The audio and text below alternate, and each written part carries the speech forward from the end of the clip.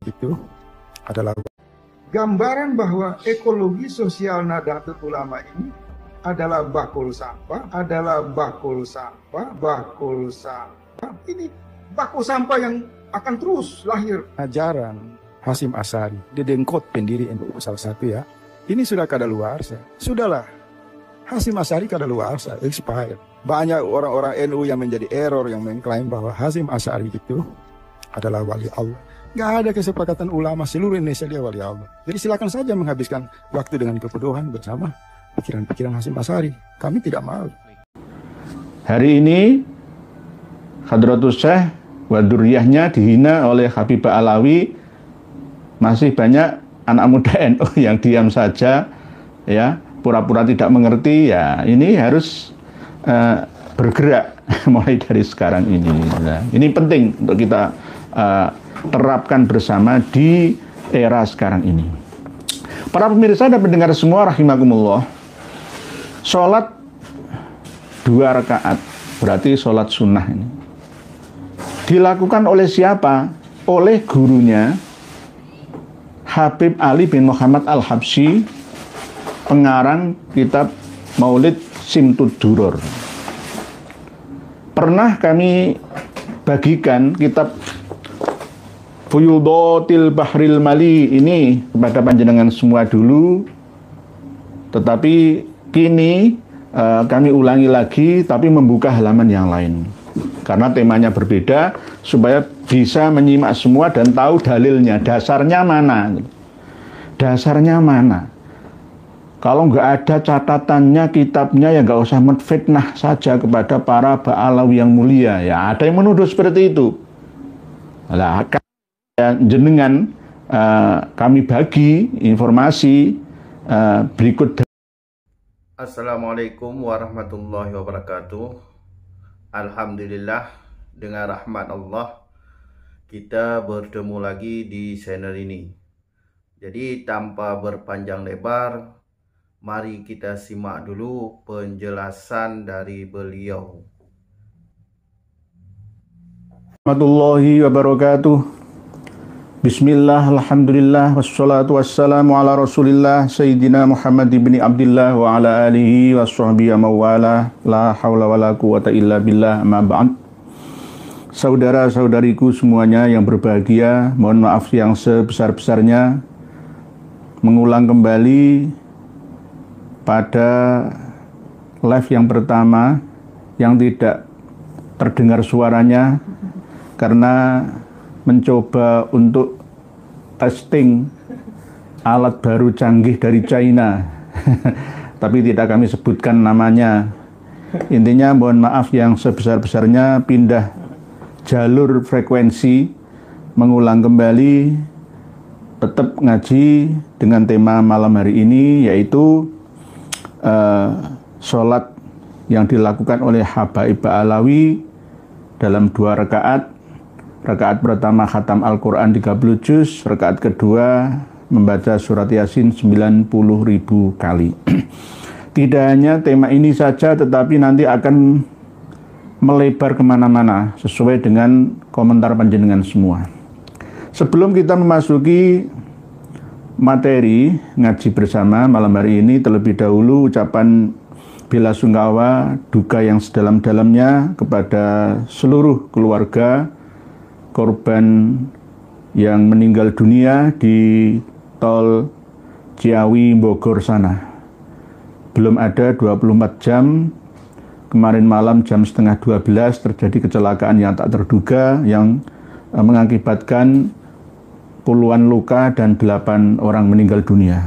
Semoga segenap keluarga diberikan kesabaran dan ketabahan, dan yang meninggal diberikan ampunan atas segala dosa kesalahan, diterima segala amal baik dan ibadahnya, dibalas oleh Allah di alam barzah dan di akhiratnya, diberikan maunah dan karomah nikmah ila yaumil qiyamah, dan alam barzahnya menjadi raudhah min riyadil jannah. Amin ya Allah ya mujibas sa'ilin wa ya rabbal alamin. Para pemirsa dan pendengar semua, bersamaan malam hari ini pula Romo Kiai Haji Marzuki Mustamar dari Malang, juga ikut meramaikan dakwah khususnya di daerah Trenggalek, Watulimo dan Durinan sana. Beliau malam hari ini ngisi haflah muadaah atau perpisahan akhirus sanah di Pondok Pesantren Darussalam Jajar Sumbergayam Durinan Trenggalek, Jawa Timur. Setelah ngisi dari Watulimo sama-sama Kabupaten Trenggaleknya. Kenapa tidak mengikuti acara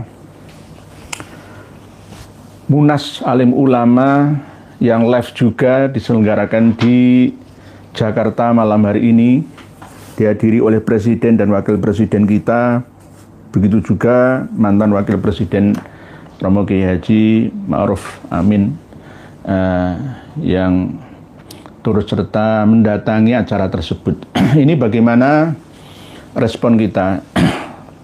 Kita tetap mendukung apa yang menjadi kegiatan utama para ulama di Nahdlatul Ulama. Tetapi harusnya di abad kedua harus bisa melakukan lompatan jauh ke depan, ya, sesuai dengan tuntutan zaman. Jangan hanya teori saja. 102 tahun usianya Nahdlatul Ulama yang diprakarsai beliau tanggal 16 Rajab 1344 ya. Mohon maaf malam hari ini saya menyesuaikan jas saya merah ya, kopiah saya juga merah ya, menyesuaikan keadaan. Merah semua ini gara-gara ada keadaan. Mohon maaf ya. Ini karena live ini bisa alami. Banyak yang protes saya pakai kopiah ala hitam saja ya, kayak ciri khas pribumi, jangan dirubah Alawi. Ya, 102 tahun NU berdiri, namun tetap masih belum bisa menghadapi tantangan zaman ini. Buktinya apa? Iya, sekarang ini nanti ada munas musyawarah nasional ya, alim ulama ya, mestinya ya yang dimusyawarahkan itu apa? Ya mestinya harus isu-isu terkini, dan isu-isu terkini tidak sampai ulama-ulama yang ada di Nahdlatul Ulama menyentuh Mbak Alawi. Gak berani, takut resiko tinggi. Inilah yang namanya ulama yang belum 100% warasatul anbiya. Ulama yang warasatul anbiya itu mampu menengahi antara atasan dan bawahan, bisa menyelami kondisi hati dan pikiran umatnya, jamaatnya, muridnya. Nah, ini namanya ulama yang benar-benar warasatul anbiya. Tetapi kalau ulama ini hanya duduk manis di kursi empuk seperti Ndoro, feodal, seperti Belanda penjajah dulu, ya tidak akan berubah. Agama ini akan tetap menjadi teori saja. Tidak ada praktek yang mengena rahmatan lil alaminnya itu. Ini harus kita perhatikan bersama. Kadang ada yang kurang memahami, kalau NU berdiri tahun 1926 Masehi, kenapa kok sekarang 102 tahun usianya ya? Ya, karena hitungannya itu di Hijriyah. 16 Rajab 1344 Hijriyah. Sekarang kan Sya'ban ya, 1446 Hijriyah. Itu hitungannya pas 102 tahun. 2 tahun yang lalu diperingati di Gor Sidoarjo itu 100 tahunnya. Tetapi kalau Masehinya masih kurang 2 tahun, yakni tahun 2028 yang akan datang. Karena dalam 100 tahun itu ada perbedaan hitungan. Sama seperti Ashabul Kahfi, kalau menurut sejarah yang dipahami ya oleh orang-orang Yahudi Nasrani itu 300 tahun. Tetapi kalau di dalam Al-Quran ditambahi walabithu fi kahfihim salasami'atin sinina wazdadu tis'a, 9 tahun, karena setiap 100 tahun itu ada selang perbedaan 3 tahun. 3 kali 3 berarti 9. Berarti 309 tahun menurut tahun Hijriyah, Komariah. Kalau menurut tahun Syamsiyah, Miladiyah atau Masehiyah, ya 300 tahun. Berarti 309 tahun di dalam Al-Quran. Walabithu fi kahfihim salasami'atin sinina wasdadu tis'a. Kalau di NU ini 102 tahun. Sebenarnya usia 1 abad lebih ini itu sudah harus mampu menjawab tantangan zaman, ya. Zaman dulu dengan sekarang itu beda. Bisa-bisa juga nanti ada perbedaan update informasi, keilmuan, pemahaman juga. Jadi Munas Alim Ulama nanti itu yang dibahas itu apa? Yang urgent di negeri ini apa? Tentang Ba'alawi, ya. Tentang nasib bangsa, ekonomi, ya. Tentang harga diri bangsa, bagaimana kita bisa harmoni di negeri ini. Itu yang perlu dibahas. Nggak usah bahas-bahas yang tidak penting. Itu hanya teori, sejak dulu nggak begitu berguna untuk nusa bangsa dan agama ini. Jadi Munas Alim Ulama yang diselenggarakan oleh Nahdlatul Ulama. Nah, ini ucapan ya selamat dari kami sebagai kasepuan kesejarahan wilayah Jawa Timur, Surabaya. Saya mengucapkan selamat saja, tetapi tetap mengharap para ulama untuk berkarya, ya. Dulu di Surabaya pernah ditetapkan bahwa barang siapa yang tidak percaya kalau Nabi Isa masih hidup di langit dan akan turun ke bumi, maka dihukumi kafir. Itu ada.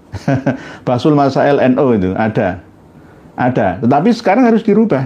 Apakah tidak mengikuti kaidah ketetapan NU itu Ahlussunnah wal Jamaah Nahdliyah? Enggak begitu. Zamannya berbeda. Sebenarnya Hadratus Syekh Kiai Haji Hasyim Asy'ari juga kan tidak merelakan kalau setiap masjid itu ada beduknya. Tetapi kenapa sekarang malah justru dilanggar? Ya, berarti nggak mengikuti aturan anjuran dari Hadratus Syekh Kiai Haji Hasyim Asy'ari. Hari ini Hadratus Syekh wa dzurriyyahnya dihina oleh Habib Alawi. Masih banyak anak muda NU yang diam saja, ya, pura-pura tidak mengerti. Ya, ini harus bergerak mulai dari sekarang ini. Nah, ini penting untuk kita terapkan bersama di era sekarang ini. Para pemirsa dan pendengar semua rahimakumullah, sholat 2 rakaat berarti sholat sunnah ini dilakukan oleh siapa? Oleh gurunya Habib Ali bin Muhammad Al-Habsyi, pengarang kitab Maulid Simtud Duror. Pernah kami bagikan kitab Fuyudatil Bahril Mali ini kepada panjenengan semua dulu, tetapi kini kami ulangi lagi tapi membuka halaman yang lain karena temanya berbeda supaya bisa menyimak semua dan tahu dalilnya, dasarnya mana. Kalau nggak ada catatannya, kitabnya, ya nggak usah menfitnah saja kepada para Ba'alawi yang mulia. Ya, ada yang menuduh seperti itu. Nah, jenengan kami bagi informasi berikut dalil hujahnya ini, ya supaya semua bisa tercerahkan, tercerdaskan. Tidak harus hanya saya saja yang memiliki kitab ini, tapi panjenengan juga bisa membuktikan, oh ini loh kitabnya. Kalau sudah diperlihatkan kitab Fuyudatul Bahril Mali ini, maka Ba'alawi dan muhibbinnya yang terdiri dari santri, kiai, dan jamaahnya tidak akan bisa bantah lagi. Hari ini sebenarnya saya ada bantahan perlawanan dari Dek Lora Ismail Al-Khalili, ya, Bangkalan Madura, yang dinikahkan oleh Habib Umar bin Hafid di Yaman sana. Bantah, ya, ini kitabnya. Menuduh kami Wahabi, itu kitab Wahabi. Kitab Wahabi bagaimana? Ini kitab Fuyudatul Bahril Mali menerangkan tentang biografi sejarah, ya, hidupnya Habib Ali bin Habib Muhammad bin Husain bin Abdullah Al-Habsyi, pengarang kitab Simtud Duror. Delalae di kitab ini juga banyak halunya, khurafatnya, tipuannya, bohongannya. Lah delalae lah, ya. Pemerintah kota Surabaya kayak bekerja sama dengan orang yang sama halunya. menyebutkan bahwa kholnya Habib Ali Al-Habsyi dihadiri oleh 800 juta.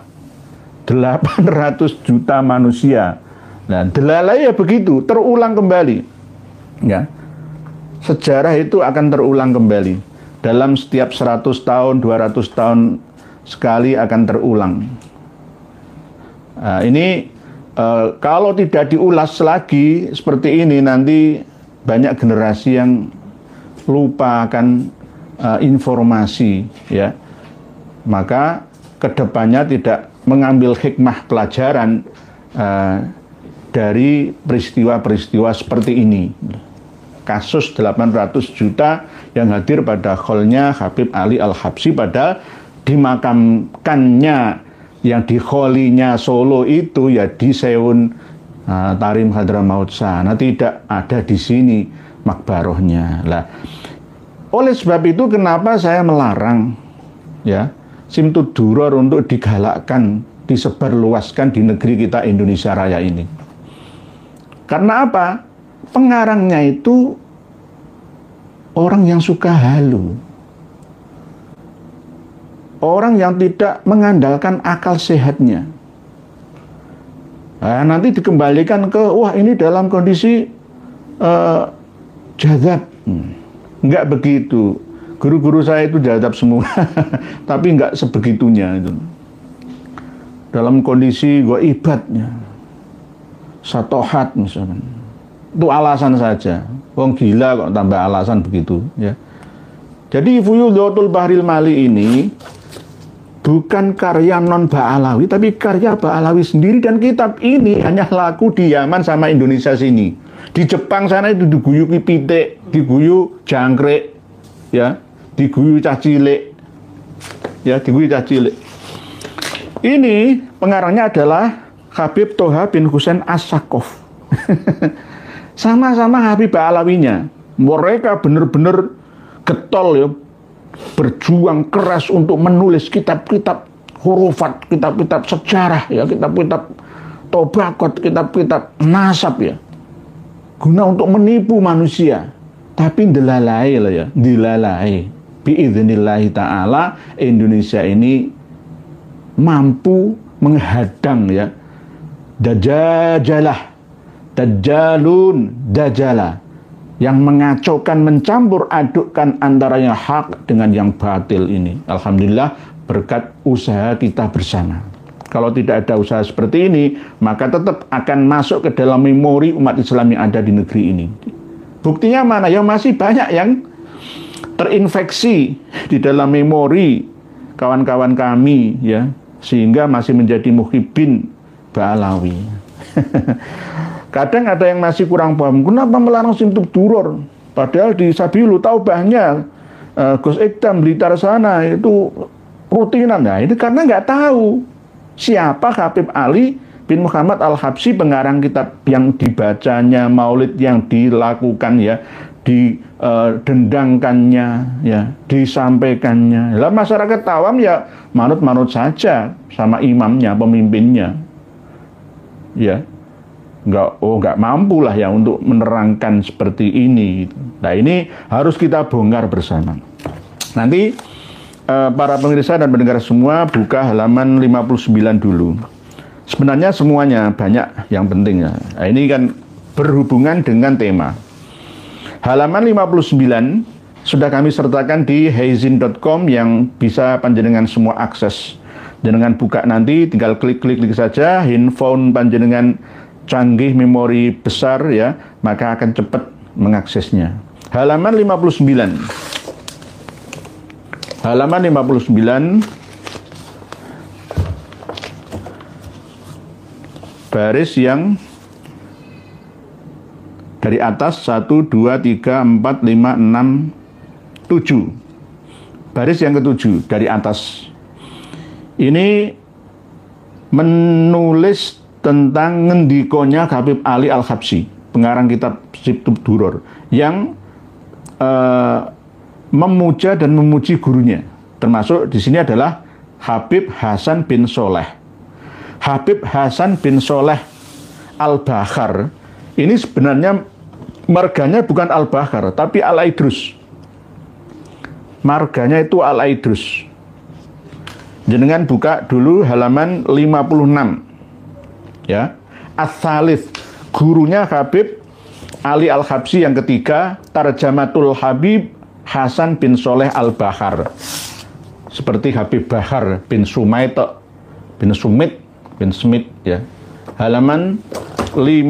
Nah, ini biografi singkat, keterangan tentang siapa sebenarnya Habib Hasan bin Soleh Al-Bahar. Di sini ada keterangan watsalitsu min masyayikhihi huwa al-qutbus syahir imamul alawiyyin wa za'imuhum syekhul ulama wa sultanul auliya usglari wakeh. Gitu. Ini ciri khasnya Habib Alawi ya. Wa sultanul auliya, sultanul auliya juga. Al-alimul allamah wal habrul fahamah Dzil judil ghamir wal majdul mutawatir was sana'ul bahir jami'ul ilm al batin wal zahir al habib alladhi khairatuhu wa barakatuhu wa amtaruhu hadalatan tajri. Hasan bin Soleh bin Idrus Al-Bahar Al-Jufri, tapi makanya Al-Jufri ya diwala-wali antara Idrus punya marga sendiri, Bahar punya marga sendiri, Al-Jufri punya marga. Jadi itu dikacaukan ya. Dajjal itu artinya adalah mengacaukan, mencampur adukkan supaya orang tidak bisa menilai ma bainal haq wal batil, mana yang benar dan mana yang salah. Radhiyallahu anhu. Nah, ini. Jadi Habib Hasan bin Soleh bin Idrus Al-Bahar Al-Jufri. Al-Jufri. Jadi Jepara dari Al-Jufri itu. Al-Khairat Malu itu kan Al-Jufri. Salim Sekap Al-Jufri kalau menteri kemarin itu. Jadi Habib Hasan bin Soleh Al-Bahar Al-Idrus itu, Al-Jufri, memiliki karomah yang sangat tinggi. Ya.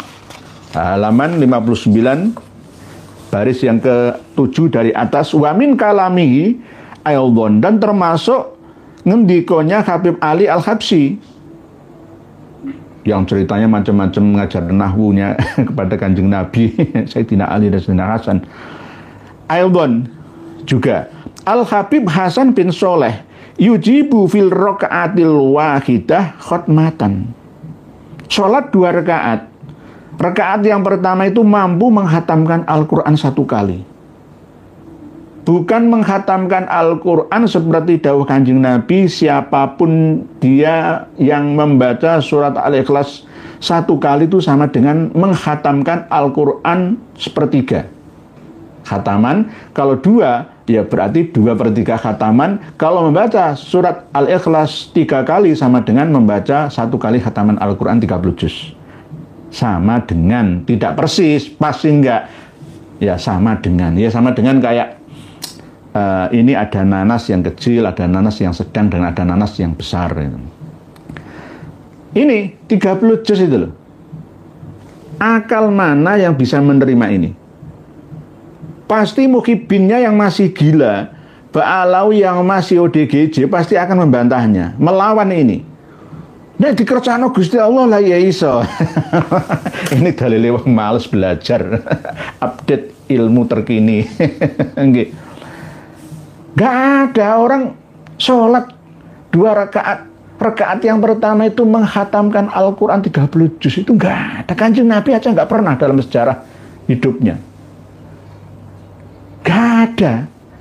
Kalau ada silakan buktikan. Ini hanya lucu-lucuan. Tapi dicatat di dalam kitab, dan ngendikonya Habib Ali Al-Habsyi, pengarang kitab Maulid Nabi Simtud Duror. Masa kita masih mau membaca karangannya, padahal pengarangnya orang yang halus seperti ini. Lah inilah yang penting ya, harus kita ketahui bersama. Kita bongkar-bongkar semua ya. Wa fir raka'atis tsaniyah, ini gurunya bisa seperti ini, muridnya ya mungkin ya sejajar ya. Wa fir raka'atis tsaniyah, dan di dalam rakaat yang kedua, tis'ina alfin, membaca 90.000 min suratil ikhlasi, dari surat Qul huwallahu ahad. Pengumuman, umumkan ini ke seluruh manusia di dunia ya, yang masih sehat akal budinya. Bisakah menerima? Enggak hanya umat Islam saja, Coba kita wawancara dengan umat non-muslim di seluruh dunia. Ada orang sholat 1 rakaat membaca Qul huwallahu ahad 90.000 kali? Ada? Nggak ada. Alasan lain nanti ada di halaman berikutnya di kitab yang sama. Alasannya adalah barokahnya waktu. Barokahnya waktu. Jadi seakan-akan itu walaupun sedikit itu jadi banyak. Dimensi waktu yang ada di alam barzah, ya, alam akhirah itu beda dengan alam duniawiyah. Alam jin itu dimensi waktunya 10 kali lipat sampai 100 kali lipat alam dunia kita manusia. Ada jin usianya 10 tahun, bilang ke kita, berarti menurut kita usianya sudah 100 tahun. 1:10. Umur manusia juga begitu, maksimal 60 tahun, jin bisa 600 tahun, bahkan bisa 1000 tahun umurnya. Lah, ini kemungkinan kalau bacanya di akhirat mungkin ya bisa lah ya. Ya, 1000 tahun sini, 1 hari di sana. Tapi dimensi seperti ini tidak bisa, ya. Wong ini sholat 2 rakaat kok. Ini rakaat yang kedua membaca surat Qul huwallahu ahad, Allahus somad, lam yalid wa lam yulad wa lam yakul lahu kufuwan ahad. 90.000 kali. Jangan percaya? Wahai Muhyiddin dan Ba'alawi, semua pengumuman bantahlah kitab ini kalau bisa. Kalau jenengan bisa membantah kitab ini, saya akan taslim dan mengikuti, ya, mengikuti ajaran Ba'alawi yang nyeleneh ini. Tidak akan bisa dibantah siapapun, sekelas Ustadz Abdul Somad, sekelas Ustadz Adi Hidayat, sekelas Buya Yahya, sekelas Romo Kiai Sukron Ma'mun, bantahlah ini kitab ini. Sudah kami sebarluaskan kepada seluruh umat Islam sedunia, bisa mengaksesnya, membacanya. Bahasanya Arab tapi mudah dipahami dengan bahasa kita. Jelas. Rakaat pertama khatam Al-Quran 30 juz. Rakaat kedua khatam 90.000 kali membaca surat Al-Ikhlas. Masuk apa enggak? Ya berarti kitab karya Ba'alawi itu halus semua. Ya enggak semua sebenarnya, kayaknya dicampur aduk. Inilah yang namanya Dajjal. Dajjal itu bahasa Arab, aslinya Dajjala itu artinya mencampur aduk. Kalau Dajjal berarti sangat mencampur aduk. Dari wazan fa'alu. Jadi Dajjalu. Kalau dijamak ya Dajjalun. Ya. Bisa juga Dajajalah atau Dajajilah. Berarti Dajjala itu artinya adalah mencampur aduk. Kitab ini ada yang benar, tidak 100% salah. Ada yang benar. Ada yang baik untuk bisa diikuti. Saya mengakui itu. Tetapi dicampur aduk dengan khurafat-khurafat seperti ini yang akhirnya yang tadinya baik menjadi tidak baik. Tadinya ilmiah menjadi tidak ilmiah. Ini halaman 59 baris yang ke-7 dari atas. Wa min kalamihi aldon Al-Habib Hasan bin Soleh Al-Bahar, ya, Al-Aidrus Al-Bahar Al-Jufri, ya, gurunya Habib Ali Al-Habsi. Yujibu yujibu itu nyembadani bisa melakukan firrok atil wahidah di dalam 1 rakaat khotmatan khatam Al-Quran 30 juz. Kalau mimpi saya percaya, ini bukan mimpi kok. Ini bukan mimpi, ya. Wa firrok atil tsaniyati tis'ina alfin min suratil Ikhlas. Saya tantang semua. Kalau ada yang bisa, saya akan menjadi muridnya. Saya akan mencium lututnya. Kalau ada yang bisa, sholat 2 rakaat, rakaat pertama khatam 30 juz, rakaat kedua membaca surat Ikhlas 90.000 kali, saya akan menjadi muridnya. Saya akan taslim. Sudah, kalau ada, buktikan, jangan ngomong saja. Apalagi ketika Dik Bahar bin Sumed itu berkuar-kuar di luar sana. Maksudnya bilang, Pak, salah itu. Mantep salah, ya. Memalukan, mantep salah. Enggak itu.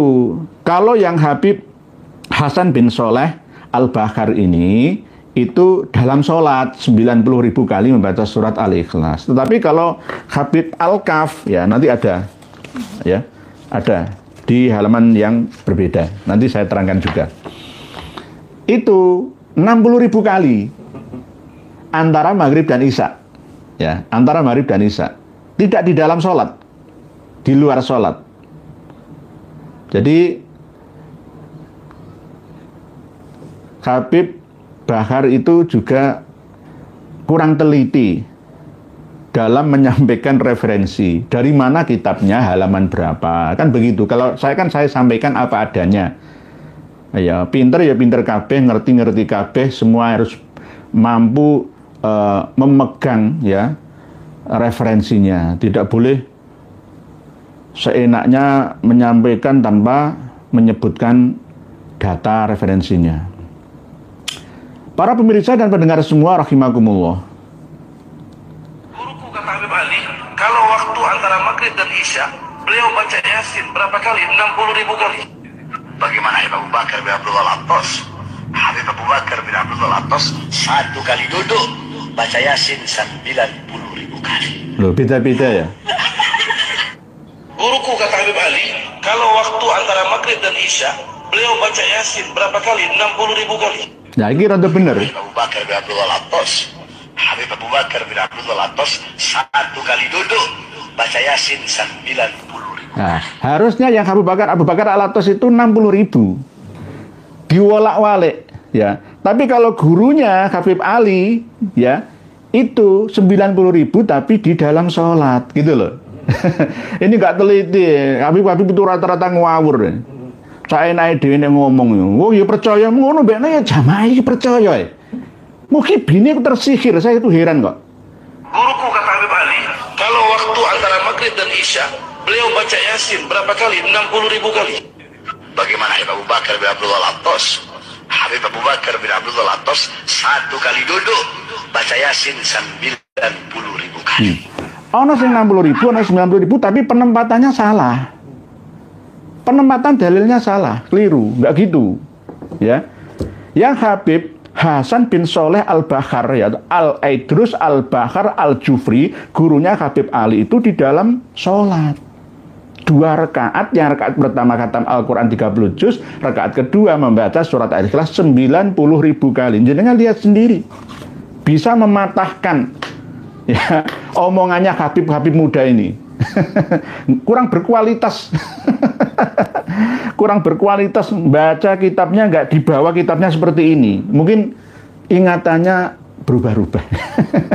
Ngawuriah. Ya sama dengan ketika Habib muda dan Habib tua menyampaikan tentang sejarah pertanyaan malaikat Mungkar Nakir kepada Muhibbin yang dimakamkan ya.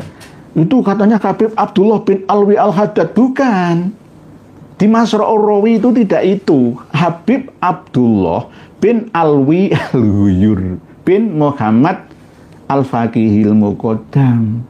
Jadi Habib Abdullah bin Alwi Ba'alawi gitu. Tetapi dipelesetkan ke Habib Abdullah bin Alwi Al-Haddad. Korbane Habib Abdullah bin Alwi Al-Haddad mana? Di Plokoto. Oh, Habib Abdullah bin Alwi Al-Haddad nggak ada kok ceritanya dalam kitab. Ya saya belum menemukan ya. Saya belum menemukan. Man Rabbuka, Habib Abdullah bin Alwi Al-Haddad. Enggak. Man Rabbuka, Habib Abdullah bin Alwi Al-Huyur bin Muhammad Al-Faqihil Muqaddam bin Ali bin Muhammad Sohib Mirbat. Itu yang benar di Al-Masra'ur Rawi karya Abu Bakar Asyili Ba'alawi. Gitu loh. Jadi nyampaikan itu harus dipertanggungjawabkan. Ngomong itu harus berdasarkan data fakta. Tulisannya, referensinya mana ya. Ini saya sampaikan kepada panjenengan semua. Jadi ini apakah bisa diterima? Tidak bisa. Halu-halu jua, sama seperti leluhurnya dulu. Sampai sekarang juga nggak ada waras-warasnya. Kelihatannya warang kitab-kitab itu, saya punya ratusan kitab karya mereka itu. Nanti akan kami buka semua ke publik di Indonesia supaya cerdas semua, tercerahkan semua. Nah ini ada keterangan lagi bahwa ini ketika Habib Hasan bin Soleh Al-Bahar ya berada di Mekah, mulai dari pintu Babus Salam ya, pintunya dilewati Kanjeng Nabi pada waktu haji yang terakhir kalinya, haji wada, Babus Salam, sampai ke makam Ibrahim, bukan makam kuburan. tapi makom tempat berdirinya Nabi Ibrahim, wattakhidhu mim maqami Ibrahim musholla, itu bisa khatam Al-Quran 30 juz. Di bawahnya lagi nanti panjenengan baca semua. Nggih. Wa syara'a fil Qur'ani yaqra'u min awalil khatmati ala alif lam mim. Jadi maca Quran temenanan, bukan maca diloncat-loncat itu enggak. Suratul Baqarah wa syaikhu qafahu. Ini Syekh Umar Abdur Rasul ini mengikuti bacaannya, ya, sampai berjalan yamshi wa yasma'uhu ila an wasala maqam Ibrahim wa khatamal khatmata baina babis salam wa maqam Ibrahim. Percaya jenengan? Jaraknya antara babus salam sampai maqam Ibrahim enggak ada 250 meter. Tapi iso khatam Al-Qur'an 30 juz. Waqa'at minal Habib Hasan karomatani. Jadi Habib Hasan bin Soleh Al-Bahar ini memiliki 2 karomah. Yang pertama, kaunul Habib Hasan ma yahfadzul Quran. Habib Hasan Al-Bahar ini, bin Soleh Al-Bahar ini tidak hafal Al-Quran. Membaca, asli membaca, bin nazar, bukan bil ghaib. Terus, wathaniyah annahu qara Al-Quran jami'ahu. Membaca Al-Quran keseluruhan, bukan dilompat-lompat itu enggak. Sopo sing membaca surat Yasin 1 kali sama dengan mengkhatamkan Al-Quran 10 kali.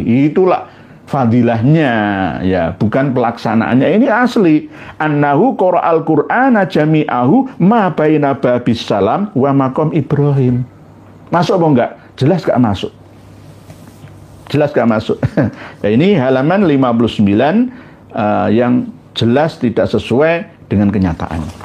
Ya, berikutnya panjenengan buka bersama halaman 83 tentang khususiat Habib Abu Bakar, ya, tadi yang disebutkan Habib Abu Bakar itu. Abu Bakar. Di sini pokoknya kelompok halu-halu itulah. Summa qala, ya, ini Habib Ali pengarang Situ Duror. Fihi aydon qultu wa qad khassallahu ta'ala al-Habib Abu Bakar bi thalathi mazaya minal karomat. Allah telah mengkhususkan kepada Habib Abu Bakar dengan 3 pemberian karomat yang sangat hebat. Hatta ishtahara biha duna ghairihi min awliya'i asrihi wa balagha naqalatha anhu adadut tawatir. Ini semua orang menceritakan, ya, dinukil, ya, disampaikan, diterima, dinukil, disampaikan, mutawatir, ya. Tawatir jadi tutur tinular. Al-ula yang pertama, kaunuhu min ahlil khutwah. Jadi Habib Abu Bakar itu termasuk orang yang memiliki karomah, memiliki kemampuan ahlil khutwah itu ilmu saifi angin, berlari cepat, berjalan cepat. Sama seperti yang kemarin saya sampaikan, dari Tunisia, Maroko sampai ke Yaman itu cuma 7 hari. Sampai ke Tarim itu cuma 7 hari. Padahal harusnya berbulan-bulan hari. Ini 7 hari langsung cepat. Perjalanan cepat. Ilmu sifi angin. Kalau Nabi Sulaiman itu ya mengendarai angin itu ya. Dari Yerusalem sampai ke China gitu. Sampai di atas tembok China itu, ya. Sampai berjalan lagi ke India, ya. Sampai berjalan lagi ke Nusantara. Mengendarai angin, ya. Lah ini lebih, ya, mendekati mukjizahnya Kanjeng Nabi Sulaiman. Kalau Kanjeng Nabi Muhammad buruk, cepat kilat, ya, ketika Isra dan mengantarkan ke Mi'raj. Ini kaunuhu min ahlil khutwah alladzi tutwa lahum masafatul ardi khalatal masyi 'alaiha. Dilempit. Bumi itu dilempit. Kayak itu jarak itu sama seperti hukum molor mungkret. Waktu ya molor mungkret, lokasi juga molor mungkret. Hukum relativitas ruang dan waktu. Saya dari Surabaya nggak naik pesawat, kereta, mobil, dan transportasi yang ada. Saya berjalan cuma 2 jam. Sama dengan pesawat terbang. Berjalan malam hari. Ya, kalau lafadz mantranya itu ada. Ilmu toyul ardi namanya, ngelempit bumi, tapi jarang yang berhasil. Kalau ada yang berhasil seperti ini, di saat ini biasanya uripe melarat, angel golek rezeki. Karena apa? ngelakoni ilmu perdukunan ya. Nah, ini tetapi kalau karomah enggak, karomah misalkan Mbah Sunan Ampel mau ke Tuban itu ya tidak perlu waktu yang lama, enggak butuh waktu berhari-hari untuk ke Demak misalkan. Dari Demak Mbah Sunan Kali mau ke Surabaya enggak perlu berhari-hari, cukup dengan ilmu telepati ya, jarak jauh ataupun dengan ilmu lempit bumi. Secepat kilat. Zaman dulu itu kayaknya begitu. Kita tidak menyalahkan memang karena perbedaan zaman ya. Zaman Pangeran Diponegoro pada waktu gerilya Perang Jawa itu ya begitu. Dulu juga utusan-utusan Mataram sampai ke Madura, sampai ke Surabaya, Trunojoyo sampai menundukkan Mangkurat pertama itu juga menggunakan ilmu-ilmu seperti ini, tapi biasanya malam hari. Masafatul ardi khalatal masyi alaiha. Terus yang kedua, kaunu syakhsihi asyarif yatajazza'u. Jadi bisa apa ya? Saya bisa memecah diri menjadi ribuan badannya seperti saya ini. Sama seperti ilmu apa ya? Bukan malih rupa. Naruto. Ya pokoknya saya bisa menjadi 100 seperti saya. Ada di mana-mana. Ini kaunu syakhsi syarif yatajazza'u. Faya belughu adadan minal ashkhos ala suratihi al-khalqiyati dzatan wa sifatin. Jadi podo kayak aku iki. Aku nang Cipondo Tanggerang Banten ya ana aku ya. Nang Madura ya ana seperti aku iki podo. Jadi apa ya? Membelah diri lah. Ilmu membelah diri. Saya bisa pas dalam kondisi seperti ini, saya juga di Makkah sekarang ini. Kumpul dengan orang-orang yang tawaf misalkan. Nah, ini kalau sekarang ini wallahu a'lam bissawab, ilmu-ilmu langka seperti ini itu tidak. Kalau dulu mungkin bisa dipahami ya, karena memang tidak adanya perkembangan teknologi ya. Atsalitsah kaunuhu ya'rifu as-sa'id minasyaki. Jadi Habib Abu Bakar ini ngerti iki wong ciloko, iki wong bejo, ngerti ya. Biqiraatil kitabah al-khalqiyah allati fi jabinil insan. Nang pilingane iki, nang bathuke sedewaca. Iso ngeramal ya, ilmu telepati, bisa membaca isi hati orang-orang yang ada dan ditemui. Ya, ini beliaunya ada 3 karomahnya Habib Abu Bakar. Yang pertama memiliki karomah ilmu lempit bumi, yang kedua bisa memecah diri, yang ketiga bisa membaca isi hati. Iki ahli neraka iki ahli swarga iki, ngerti kabeh. Ya, terus akhirnya ke halaman 92. Tadi halaman 83 nggih.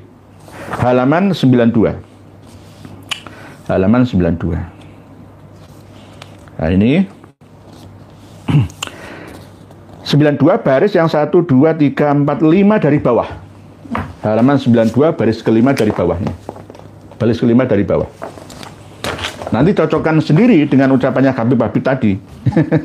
Termasuk Habib Al-Bahar As-Sumait ya. Wa dzakaral Habib Ali. Nah, ini Habib Ali lagi yang ceritakan, pengarang Simtud Duror ini.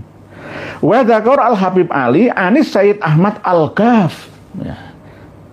Yang cerita itu siapa? Sayyid Ahmad Al-Kaf. Qala berkata, innal Habib Abu Bakar Al-Attas. Ya tadi lah ya. Tadi yang pertama sebelum Abu Bahar bin Sumait ya mengatakan benar ya, mengatakan sesuai dengan kitab ini. Innal Habib Abu Bakril Attas qolali, Habib Abu Bakar Attas berkata kepadaku, barakallahu fi wakti, Allah memberikan berkah kepadaku dalam waktuku. Ati fi ma bainal maghribi, datang aku mengalami waktu antara sholat maghrib wal isya'i dan sholat isya bisitina alfi marrotin, dengan membaca 60.000 kali min surat Yasin, dari surat Yasin. 60.000 tetap gak bisa.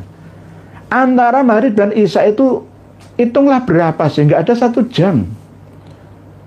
Paling-paling ya 45 menitan. Ya kalau dibulatkan 1 jam saja lah. 1 jam mampu membaca surat Yasin 60.000 kali. Apakah bisa diterima ini? Oh, nggak bisa. Nggak bisa, 1000 kali aja nggak bisa. Kok apa 60.000 kali? Wah, itu kan barokah. Nggak begitunya. Karomah itu bisa diilmiahkan kok. Ya. Ini namanya ngawuriyah ini. Saya kan sering menyampaikan sejak 2 tahun yang lalu itu, kalau membaca Yasin mungkin bisa, ya. Tapi kalau baca surat Yasin 83 ayat itu nggak bisa. Wes sudahlah. Kalau bisa, tantangan saya, kalau ada keturunan dari Habib Abu Bakar Al-Atos, ya marga Al-Atas lah, Hanif Al-Atas kan Al-Atos ya. Ada dari Al-Jufri, ya misalkan ya. Misalkan Salim Segaf Al-Jufri keturunannya ada yang mampu melakukan seperti leluhurnya, saya akan taslim. Saya akan mencium lututnya, bukan kakinya, lututnya saya cium.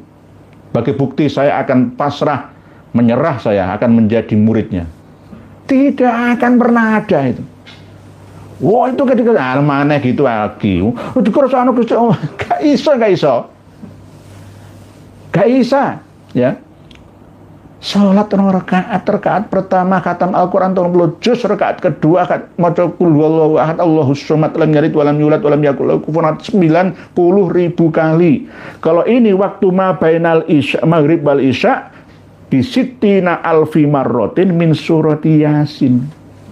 Ini Habib Abu Bakar yang ngendika Habib Ahmad Al-Kaf, yang menyampaikan Habib Ali bin Muhammad bin Husain Al-Habsyi, pengarang kitab Simtud Duror yang di Kholi di Solo dikunjungi 800 juta. Mbah malaikat, mbah jin, mbah menungso, mbah nyamuk, mbah coro, mbah kroco, mbah apa ya. Ndelalai nang Jawa ya, nang Surakarta, nang Solo sana itu ya halu ya. Inilah ayat ilahiyat yang diberitahukan, diberitakan, diperlihatkan kepada kita semua, seluruh masyarakat Indonesia. Tapi kenapa masih banyak yang buta? Nggak mampu melihatnya, ya, masih menerima doktrin-doktrin kebodohan seperti ini. Ini ada kitabnya, Lora Al-Khalili, Lora Ismail Al-Khalili, bantahan kitab ini, Dek. Nggak akan bisa lah, sudahlah, menyerahlah. Sekelas profesor, sekelas doktor, ya, bantahlah wahai Prof, ya, Quraish Shihab, bantahlah, nggak akan pernah bisa. Ini karangan dari klan kalian sendiri, bukan karangan saya. Kalau ini karangan saya, panjenengan akan menuduh saya Wahabi, Wahabi. Pasti ini karangan leluhurmu, dewe. Masuk akal apa enggak? Tidak masuk akal. Sama seperti ngalam mimpi. Kalau di alam mimpi ya terserah. Sakar pesing mimpi. Jadi ini kita hidup ya bersaing. Persaingan begitu ketat ya. Malah kita dibodohi dengan doktrin-doktrin seperti ini. Kapan umat Islam Indonesia iso maju? Ora iso maju. Nggih. Ya Allah, subhanallah. Ini alhamdulillah. Ini saya diprotes ini sama guru saya ini. Saya bacakan sebelum membaca komentar panjenengan semua. Nah, karena memang saya ini dipantau oleh guru saya.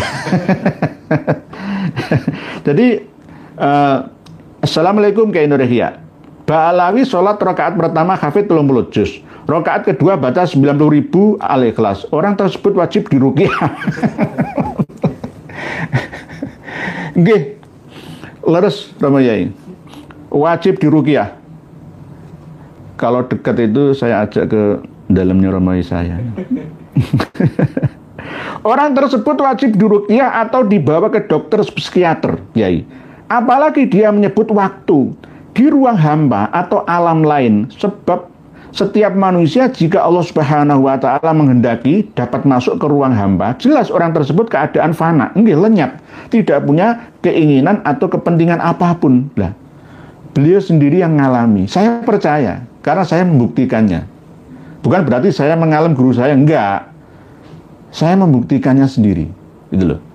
Jadi kalau sudah makom fana itu ya, nggak ingin di alam, wah aku bisa moco surat Al-Ikhlas 1 rakaat 90.000, nggak perlu dicatat. Jadi sebuah kitab seperti ini perlu diruqyah, dibawa ke psikiater, kejiwaan ya. Kalau ahli hipnoterapi sekarang ini ya Kiai Nur Rahmat Asmawi ya, salam ya, dari Jepara, ruqyah cuci otak saja, mengsle itu mungkin ada yang kurang tepat. Setiap manusia jika Allah Subhanahu wa taala menghendaki dapat masuk ke ruang hampa. Jelas orang tersebut keadaan fana. Fana itu lenyap. Lenyap dalam arti wis sudah tidak ada gorot, keinginan atau tidak ada maksud dan tujuan ya.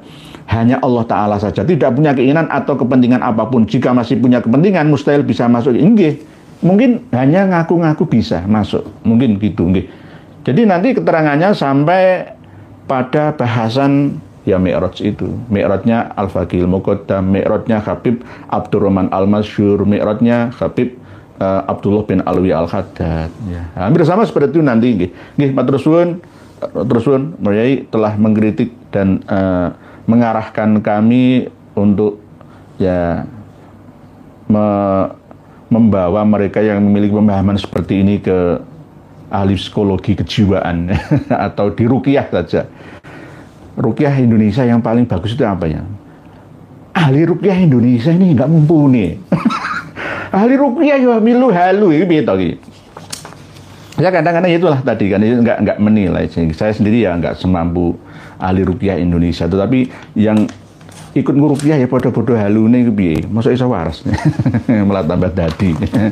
Demikian yang dapat kami sampaikan. Kitab Fuyudhatul Bahril Mali sudah kami berikan kepada panjenengan semua.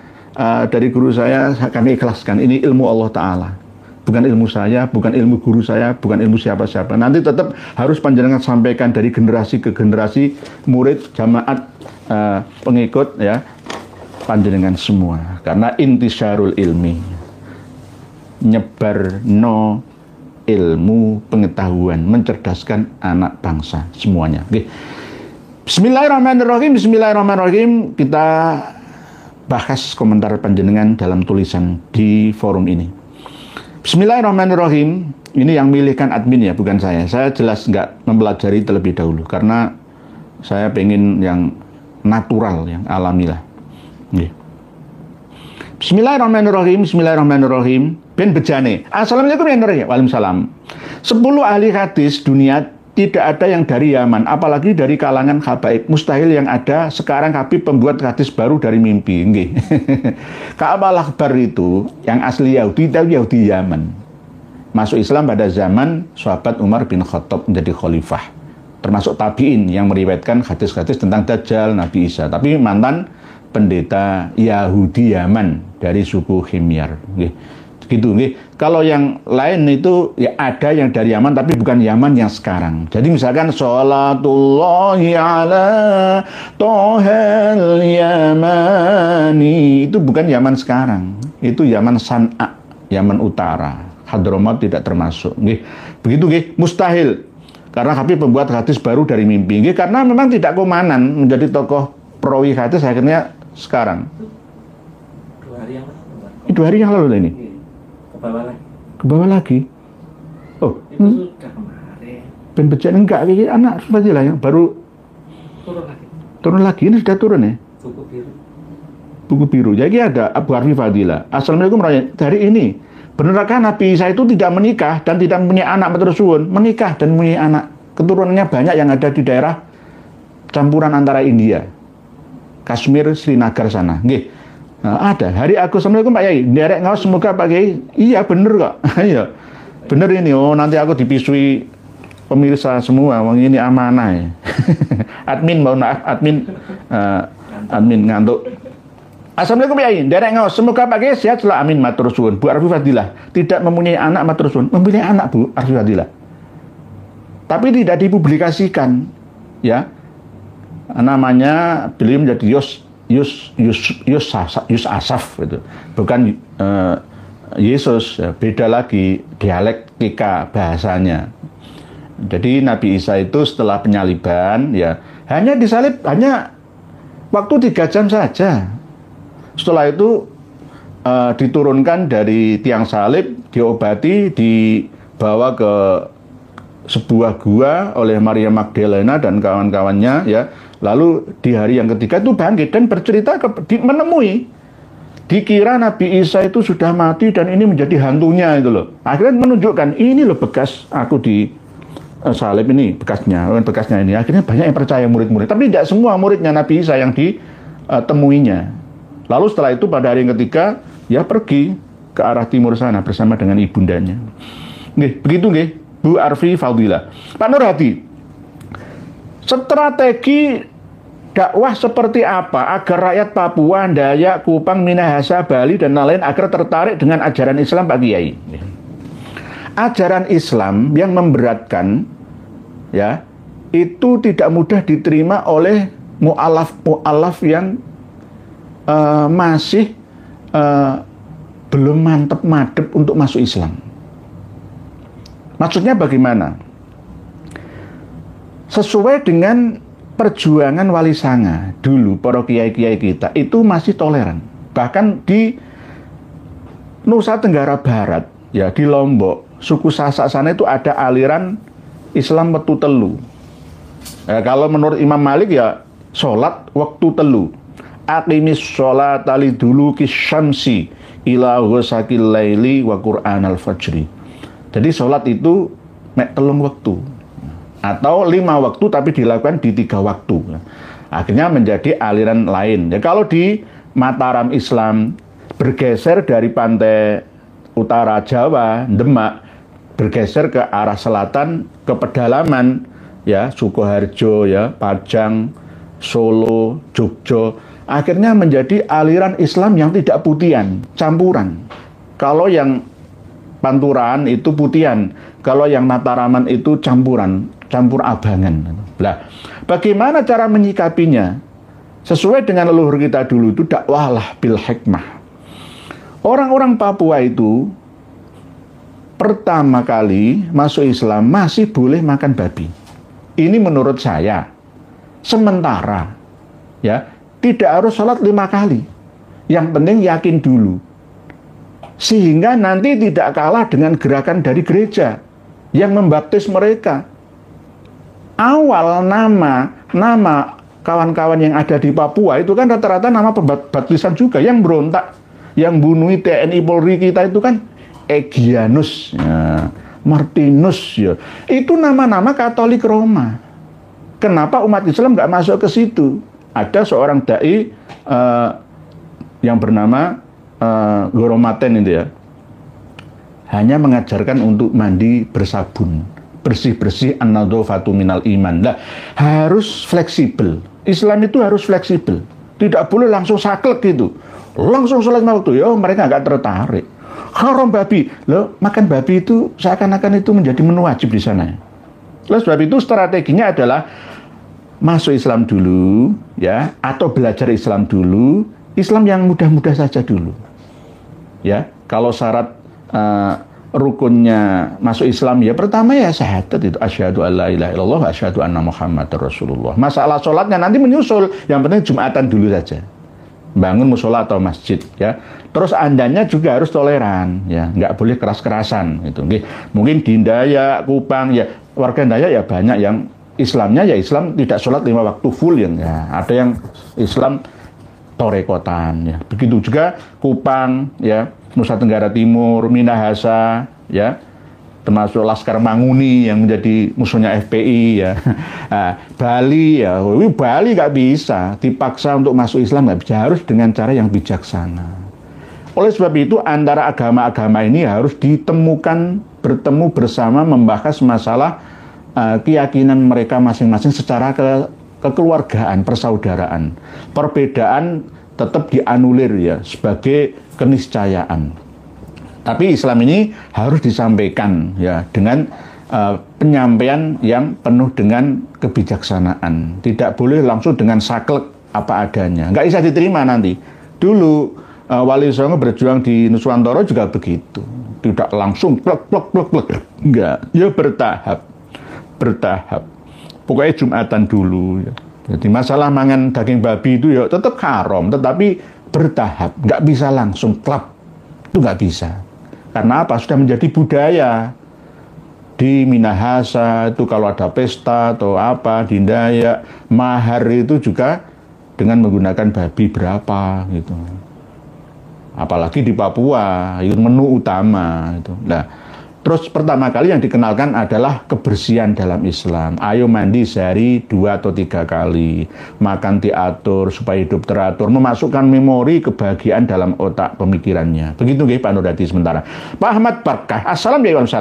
Dalam hadis Bukhari, Dajjal tidak bisa masuk ke Madinah dan Makkah. Dan dalam hadis Bukhari lainnya, Dajjal tawaf di Ka'bah bersamaan dengan Isa bin Maryam. Lalu apa pendapatnya perihal ini?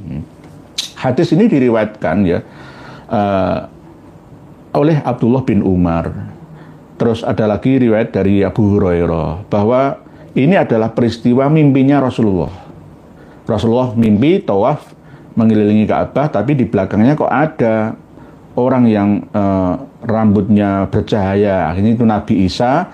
Terus ada di belakangnya lagi kok ada orang yang berambut gimbal ya, nggak terlalu pendek ya nggak terlalu tinggi. Nah, itulah Dajjal. Nah, Dajjal itu tawaf mengelilingi Ka'bah. Ini bagaimana pemahamannya? Padahal di dalam riwayat yang lain, Dajjal tidak mampu memasuki kota Makkah Al-Mukarramah dan Madinah Al-Munawwarah.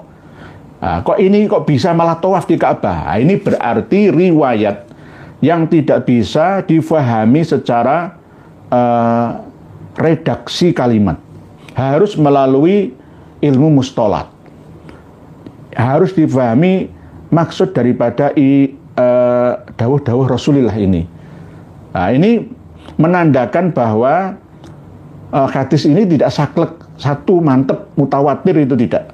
Bisa berubah-ubah. Berarti Dajjalnya ketika Rasulullah bermimpi menemuinya, ya ketika tawaf mengelilingi Ka'bah, itu berarti Dajjal yang lain.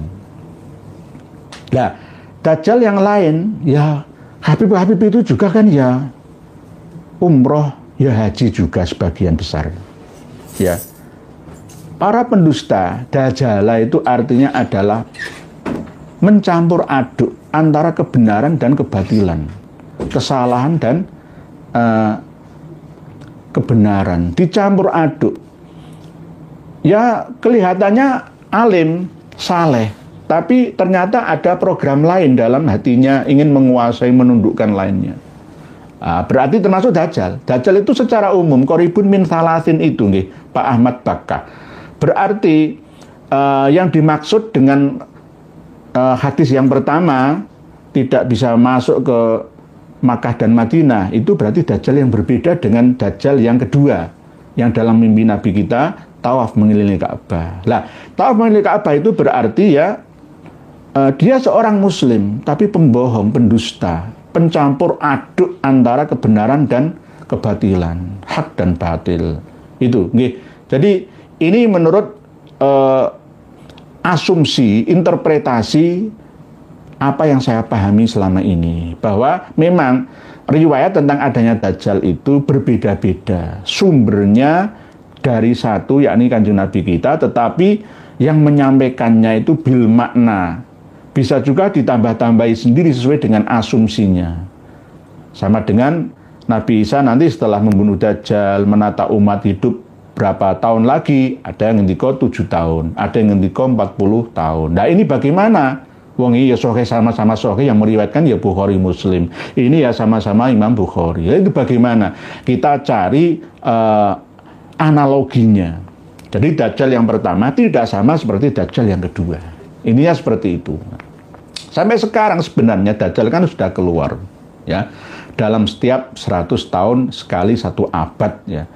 Ketika kiamat hari Jumat di Tunisia, ya, bakar giri yang akhirnya bergeraklah ya, sampai ke arah timur, sampai ke Libya, sampai ke Mesir, sampai ke Suriah, sampai ke Yaman, Arab sepereng. Arab Spring, kebangkitan, kiamatan dunia Arab itu yang akhirnya membawa berita-berita kebohongan dari Wikileaks, dari seorang Australia yang membocorkan data, diketahui oleh semuanya, yang akhirnya geger ya, rakyat berontak terhadap pemimpinnya. Yang selamat itu Arab Saudi kan tidak. Kerajaan Arab Saudi ternyata nggak dimasuki oleh Dajjal Wikileaks itu. Seandainya masuk di sana, wah berontak. Penduduk Arab berontak sama rajanya, Muhammad bin Salman digulingkan bagaimana? Ternyata tidak. Nah ini berarti Dajjal itu tidak bisa masuk. Dilindungi oleh malaikat siapa? Askar, tentara-tentara Arab Saudi sana. Tentara perbatasan yang menjaga udara, laut, dan daratannya. Begitu nggih, Pak Ahmad Bakah. Nggih, sementara nanti kita bahas lagi. Jadi Ka'bah ya di Makkah, padahal Madinah dan Makkah ya tidak bisa dimasuki oleh Dajjal dan Ya'juj Ma'juj. Lagi kok malah tawaf itu bagaimana? Nah ini berarti Dajjal yang berbeda, karena Dajjal itu qaribun min thalathin. Semuanya mengaku kulluhu yaz'umu annahu Rasulullah. Bahkan ada yang mengaku sebagai Allah, anallah, ada yang mengaku na'am anallah, ada yang seperti itu. Gembur.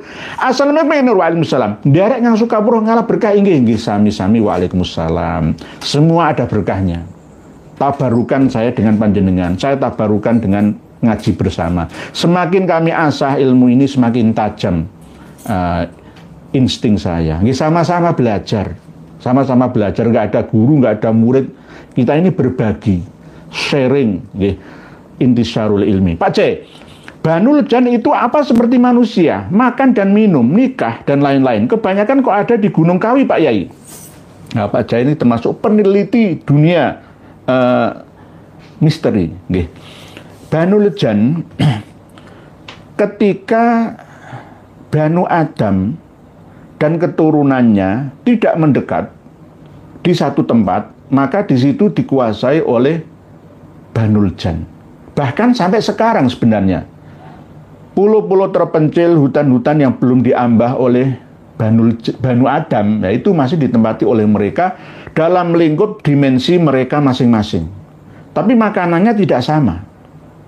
Makanannya Banu Lejan dengan Banu Adam berbeda, karena mereka terdiri dari uap panas atau api yang menjadi asal-usulnya, tetapi bisa membelah diri menjadi materi seperti halnya manusia berdimensi 3 yang memiliki jasad. Jika masuk ke dalam hewan, tumbuhan, ya bisa berdarah seperti kita, tapi juga membutuhkan makanan, tapi bukan jiwanya, tapi fisiknya. Banu Lejan itu apa seperti manusia, makan dan minum, nggih makan dan minum, tapi makan dan minumnya berbeda ketika masuk ke dalam alam aslinya. Banu Lejan itu, Banu Lejan itu ada di dimensi 4, kita dimensi 3. Dan Banu Lejan dimensi 4. Dimensi 4 itu juga berlapis-lapis, Pak Jai. Bertingkat-tingkat. Ada dimensi siluman ya. Ada Banu Lejan yang muslim ya. Ada Banu Lejan yang kafir ya. Ada Banu Lejan yang ateis, agnostik ya. Ada yang Yahudi, ada yang Nasrani, macam-macam. Banu Lejan itu ya juga macam-macam. Penduduk dimensi 4 lebih banyak daripada penduduk dimensi ketiga manusia. Manusia kita 8 miliar sedikit lah, lebih sedikit. 8,2 atau 8,4 miliar yang tak terdata di Amazon sana. Antara 8 miliaran lah ya. Tapi di dunia jin, Banu Lejan itu 10 kali lipat jumlah populasi penduduknya. Karena di alam jin sana ya, seperti misalkan jenengan gambarkan di Gunung Kawi, Pak Yai, Gunung Kawi Malang nih, Gunung Kawi yang ada tempat pesugihan. Sebenarnya itu bukan tempat pesugihan, tempat mencari berkat dulu itu kan. Saya meneliti sendiri dari Blitar. Raden Sujono itu kan ya mantan pengikutnya Pangeran Diponegoro ya, yang kenapa bumbu-bumbui dengan cerita-cerita halusinasi yang akhirnya dipercaya oleh umat ini, lalu jin ikut-ikutan membackup keyakinan yang ada di sana, yang akhirnya ya pertama kali ada yang disukseskan oleh jin itu, misalkan bos pabrik rokok Bentul misalkan, akhirnya woro-woro ke yang lainnya, lo susah ke sana, tabur ke sana, yang akhirnya seperti itu. Jin itu cara kerjanya seperti itu, woro-woro di alam mimpinya manusia atau melalui perantara sesama manusia. Nah, Banul Jan di sana itu juga makan dan minum, tapi makan dan minumnya itu melalui bau asap dupa, asap kemenyan, asap bunga, bau bunga yang harum-harum itu. Ada yang kelasnya masing-masing. Kalau kelas baik ya bau harum, minyak atau bunga, sedap malam, bunga melati, kandil dan lain sebagainya. Tetapi kalau kelas buruk ya yang jorok-jorok, ya bau tempat-tempat penyembelihan hewan, ya bau tulang, ya makanannya kan tulang, bau-bauan kulit itu, kuburan-kuburan, ya tempat-tempat yang wingit, yang pohon-pohon tua dan lain sebagainya, lautan, gunung-pegunungan, ngare-ngare dan semuanya. Ya makan juga, makan, tapi yang dimakan itu berkahnya. Oleh sebab itu kalau di Gunung Kawi ada bancaan ya, misalkan ingkung ayam, nasi, ya itu setelah dimakan manusia itu rasanya itu anyep. Yang dimakan itu berkahnya, berkat-berkat, nggak ada berkahnya karena sudah diijabno ya oleh juru kuncinya. Jadi kebanyakan kok ada di Gunung Kawi, nggak hanya di Gunung Kawi saja nggih Pak Jai. Karena memang Banul Jan itu seneng menyendiri menjauhi pemukiman Banu Adam. Ya, termasuk ya di gunung-gunung yang tinggi ada pasar setan, macam-macam lah ya. Kalau yang seneng kumpul dengan sesama Banu Adam itu dari etnis tertentu dari Banul Jan. Nggih, sementara begitu nggih Pak Jaya, matur suwun. Bu Zain Sita. Assalamualaikum warahmatullahi wabarakatuh. Salam sehat dan bahagia selalu kepada ajunan keluarga semua yang ikut ngaji salat rakaat pertama khatam Quran. Bla bla bla. Mungkin sholatnya tersebut dalam mimpi, tidurnya 1 bulan merasa sehari. Kalau dalam mimpi saya percaya Bu Zain Sita. Tapi tadi di halaman 59 Fiyudatul Bahril Mali ini tidak mimpi, asli. Jadi ini berarti halusinasi. Leres begitu Bu Zain Zeta dari Pamekasan. Kami memiliki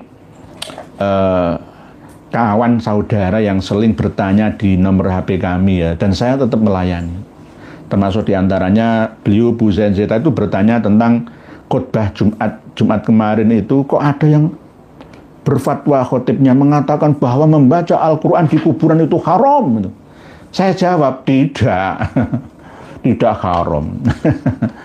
Justru mustahab, dianjurkan menurut Imam Malik dan Imam Hanafi. Kalau menurut imam yang lain, ya Imam Syafi'i juga mustahab. Jadi kalau misalkan Imam Hambali itu, Imam Malik itu makruh saja. Imam Syafi'i, Imam Hanafi, Imam Hambali itu mustahab, memperbolehkan, malah dianjurkan membaca Al-Quran di kuburan untuk menyerap energi kebaikan dan mengingat akan kematian.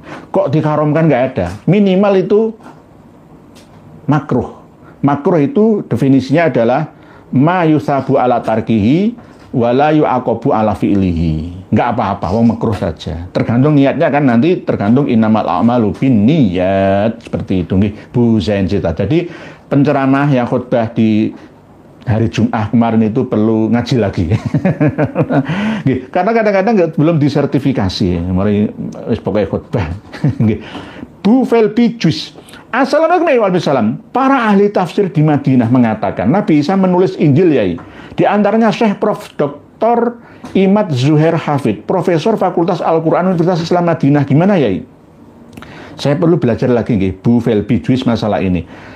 Kalau menulis ya, Injil itu sebenarnya nggak ditulis. Injil itu terletak dalam diri Nabi, ya, dicatat oleh murid-muridnya. Yang akhirnya dicandarkan ini kitab Injil.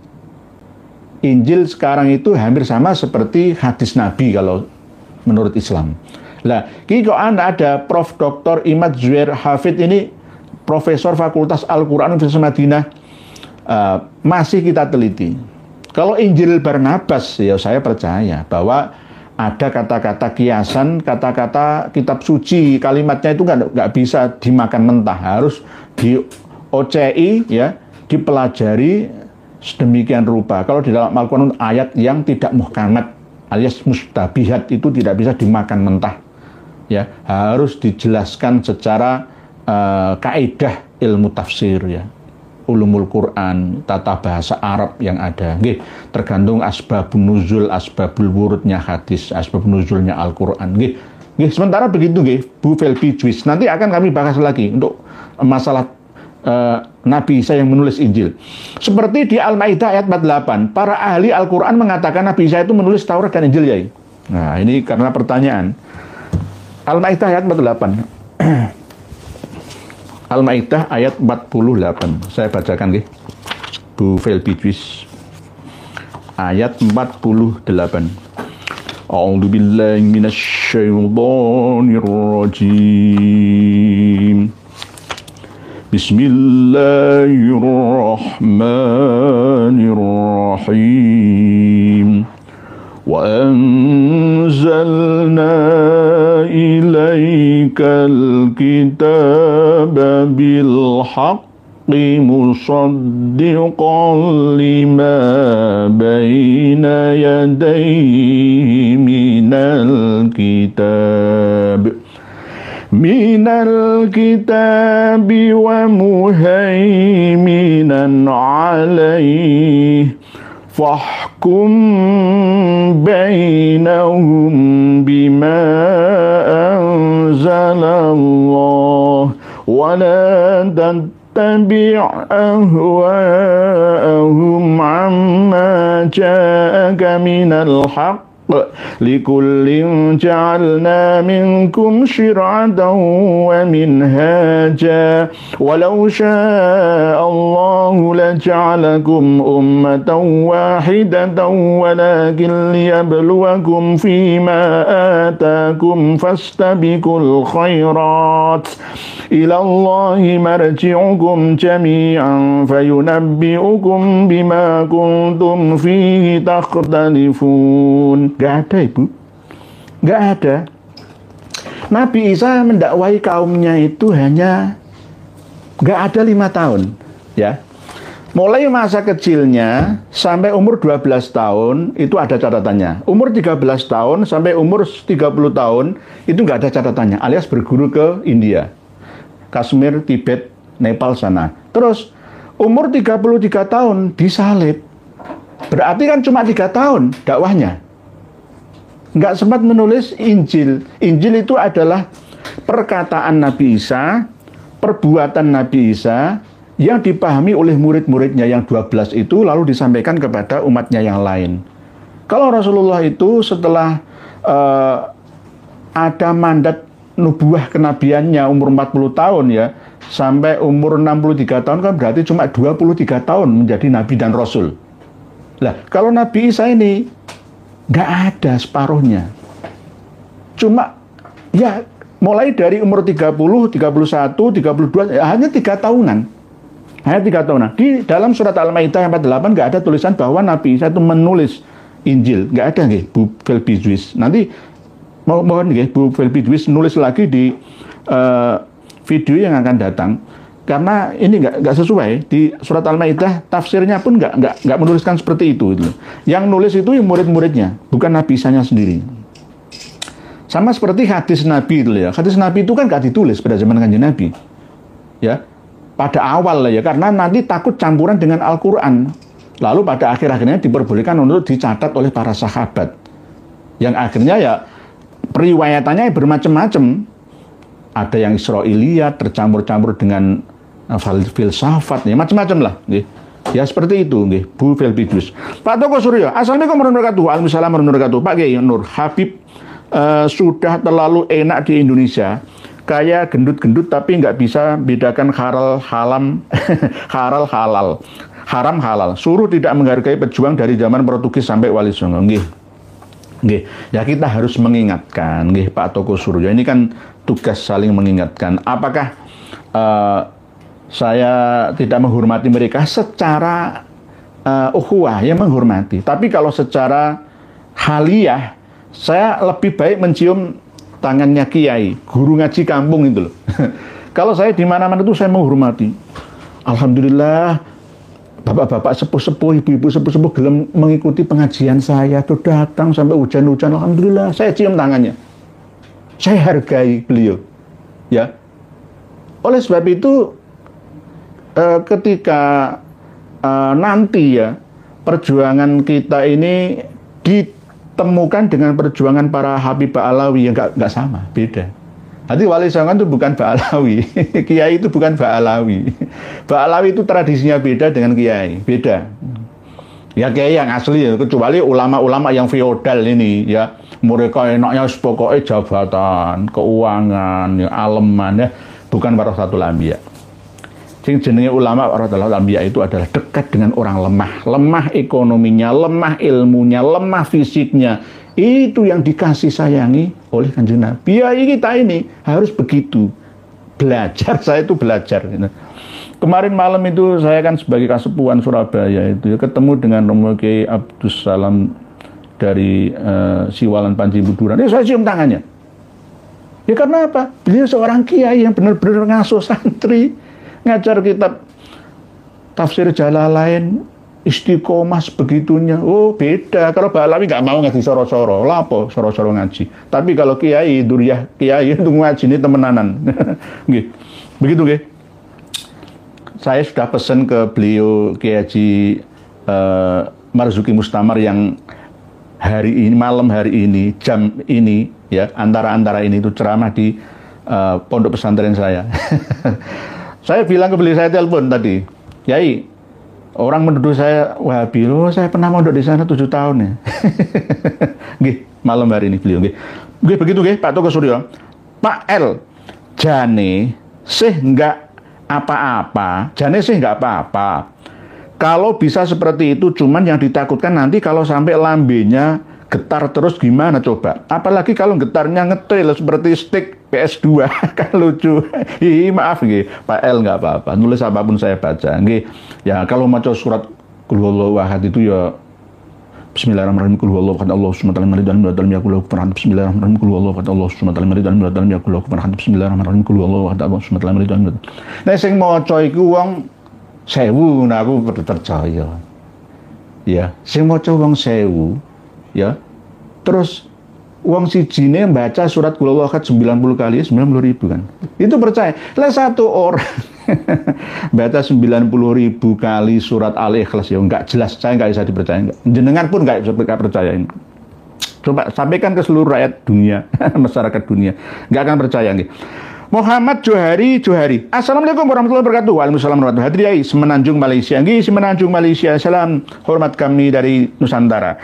Dari Malaysia sama Nusantara Indonesia ini sedulur serumpun. Cuma sing tuwa sing diraruh. Wis pokoke sedulur gitu saja, nggih. Tapi sekarang alhamdulillah di Malaysia itu bahasa Melayu Malaysia banyak tergusur menuju ke bahasa Indonesia semua. Nggih, begitu nggih. Pak Muhammad Jawahari nggih, salam dari Surabaya untuk Malaysia. Malaysianya mana? Penang, ya, Perla, Sarawak, Sabah, mana? Nggih. Berikutnya Muhajirin Jamilun. Salam Yai. PBNU sudah tahu doktrin dan khurafat ajaran para Habib, tapi kenapa tidak berubah sikapnya kepada Habib tambah makin lengket? Karena kena sihir.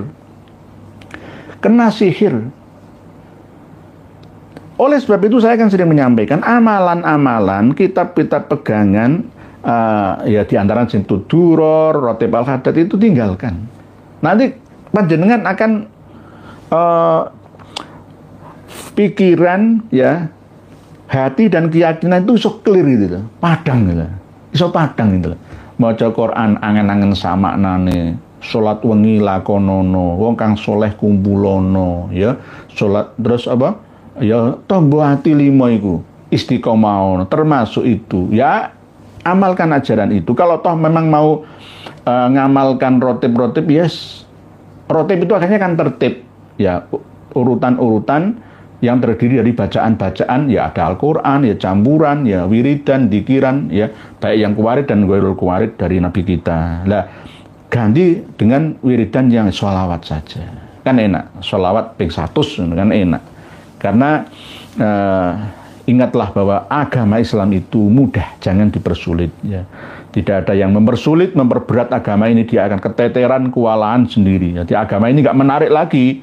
Wong Papua mau masuk Islam, wong Dayak, wong Sasak, wong nggak tertarik. Karena Islam itu sangar, abot ngelakoni. Jadi mudahkan, yassiru wala tu'assiru. Begitu. Wonderland Indonesia. Maaf Kiai. Dunia iptek, ilmu dan teknologi nyata dikuasai kafir non-muslim. Soalnya Muslim wajib sholat 5 waktu berjamaah. Soal Muslim wajib sholat waktu berjamaah di masjid. Apakah perintah itu turun karena ruang dan waktu kala zaman Nabi era perang supaya lebih mudah koordinir pasukan perangnya? Nggih, Bu Wonderland Indonesia. Hukum sholat berjamaah itu menurut Imam Syafi'i adalah fardu kifayah, tidak wajib. Menurut sebagian ulama ada yang mengatakan wajib. Ya, sholat berjamaah itu dengan alasan-alasan warka'u ma'ar raki'in, ya, macam-macam. Wa aqimus sholata wa atuz zakata warka'u ma'ar raki'in, itu menjadi dalil kewajiban sholat berjamaah. Oleh sebab itu ketika kita mengambil dalil tidak harus langsung dari Al-Quran. Menurut para mujtahid mutlak ini cukup, ya. Imam Hanafi, Imam Maliki mengatakan tidak wajib, hanya sunnah saja. Kalau diwajibkan tambah memperberat, menyulitkan gitu. Menurut Imam Syafi'i ya fardu kifayah, kecuali sholat Jum'ah itu wajib berjamaah, nggak bisa sholat Jum'ah munfarid, itu nggak bisa. Lah, manfaat daripada sholat berjamaah itu kan sholatul jamaati tafdulu min sholatil fadhi bisabi'in wa isrina darajatan. Ada yang mengatakan riwayat lain bi khumsin wa isrina darajatan. Macam-macam. Di antara hadis-hadis yang keras ya di dalam kitab At-Targhib wa Tarhib itu kan ada sampai siapapun yang tidak mau ikut berjamaah, yang laki-laki ya kumpul di masjid berjamaah sholat, maka akan aku bakar rumahnya. Ada yang seperti itu ancaman-ancaman pada waktu itu. Jadi tidak wajib. Kalau dulu Rasulullah pernah mewajibkan seperti itu tidak mutlak ya, karena memang keadaan bagi kaum laki-laki yang tidak memiliki udzur. Alasan yang dijadikan pegangan wajib itu pernah ada seorang sahabat yang buta bertanya kepada Nabi kita, ya Rasulullah, apakah saya yang buta ini masih tetap harus mengikuti sholat berjamaah di masjid? Padahal tidak ada yang menuntun saya ke masjid. Akhirnya minta rukhsah, keringanan saya biar sholat di rumah saja ya Rasulullah. Rasulullah memperbolehkan, oke, tapi setelah itu Rasulullah bertanya, apakah kamu mendengar suara adzan? Mendengar. Oh, tetap kamu harus hadir. Akhirnya tetap harus hadir mengikuti sholat maktubah 5 waktu berjamaah. Nah, ini yang menjadi dalil wajibnya sholat berjamaah. Tapi menurut madzhabil arba'ah mayoritas tidak wajib. Yang wajib itu hanya sholat Jum'ah 2 rakaat saja itu. Yang lainnya itu fardu kifayah menurut Syafi'iyah, Malikiyah, Hambaliyah sunnah atau mandubah saja. Nggih, nggak apa-apa, nggak harus. Karena apa, nanti kalau diwajibkan semua memberatkan. Ya, alasannya Pak Bu Wonderland tadi ya itu supaya mudah untuk koordinasi. Karena memang pada waktu itu kan zaman perang dan perang, meluaskan wilayah kekuasaan. Kalau sholat itu kan enak, nanti menyampaikan program-program ini nanti kan enak, kumpulnya itu enak. Jadi kewajiban itu berkumpul itu yang wajib. Jamaah itu kan kumpul artinya. Artinya seperti itu. Jadi kalau pas sholat datang dalam kondisi perang, ya tetap harus dilakukan, namanya sholatul khauf. Tata cara sholat khauf ada di dalam Al-Quran. Ada yang berdiri, ada yang menjaga. Nanti gantian setelah 1 rakaat dengan imam, memisahkan diri mufarokoh, lalu yang berdiri gantian sholat di belakangnya. Sampai selesai gantian menjaga. Kalau nggak gitu nanti dibunuh sama musuhnya. Nggih, begitu nggih. Sementara nggih, Bu Wonderland Indonesia. Berikutnya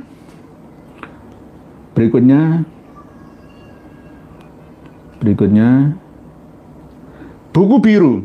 Sesungguhnya ada Duriyah Sultan Aulia Syekh Abdul Qadir Jilani dari jalur Duriyah Kanigoro yang sebagian khilaf dalam menisbatkan ketersambungan silsilah nasab leluhurnya pada Alwi bin Ubaidillah. Nggih, Pak, buku biru memang. Saya memiliki data sebenarnya ada jalur perempuan ya selang-seling yang dimiliki oleh wali songo kita. Termasuk Duriyah Kanigoro juga. Lah, ini bagaimana? Nanti belakangan. Yang penting kita meluruskan nasab Ba'alawi saja dulu. Kalau masalah nasab kawan sendiri ya, Duriyah wali kan, Duriyah kiai kayak sudah menyatu dengan pribumi, sudahlah. Itu nanti masalah belakangan. Daripada nanti tambah beban ya melangkah ya diselesaikan satu-satu dulu. Kalau semuanya diselesaikan nanti malah tambah memberatkan kita. Nggih. Begitu nggih, buku biru nggih. Jadi masih ada kekhilafan. Kalau Syekh Abdul Qadir Al-Jailani itu semasa hidupnya memang tidak pernah mengaku sebagai cucu Nabi aneh gue cucu Nabi, tidak. Memang ada duriannya beliau yang namanya Syarif Soleh. Syarif Soleh itu yang menjadi leluhurnya sebagian dari wali songo kita. Ex-zon. Assalamualaikum Pak Nur. Waalaikumsalam. Sebetulnya para habaib ini menyusup ke dalam NU. Apakah amalan NU itu sama dengan amalan habaib? Ada yang sama dan ada yang tidak. Kalau orang NU mengamalkan Rotibul Haddad itu berarti ya campuran. Ya, karena memang di dalam kitab Risalah Mu'awanah misalkan, ya memang ada. Ya, bahkan di dalam kitab Fathul Mu'in ya, Syekh Abu Bakar Salto itu juga ada anjuran untuk mengikuti tarekatnya Abdullah bin Alwi Al-Haddad. Tapi beliaunya mungkin belum mengkaji secara detail, teliti, ya mendalam tentang siapa sebenarnya Abdullah bin Alwi Al-Haddad itu. Kitab-kitab karya internalnya seperti apa, karya orang-orang terdekatnya, anaknya seperti apa. Sama dengan ketika kita warga Nahdien ini meyakini kitab Bughiyatul Mustarsyidin itu sahih 100%, enggak benar itu. Karena enggak teliti. Lah ulama-ulama kita dulu ya mohon maaf, bukan meremehkan kemampuan ulama-ulama kita dulu ya, enggak, zamannya beda. Zaman dulu kertas kitab masuk ke Indonesia itu tidak bisa disortir dulu oleh Belanda. Kita masih hidup terbatas pada waktu itu. Pabrik kertas juga belum begitu seperti sekarang. Ada Ciwi Kimia ya, ada yang di Probolinggo itu pabrik kertas apa? Pabrik kertas pasar, bukan Python lah, listrik ya. Tenaga listrik itu.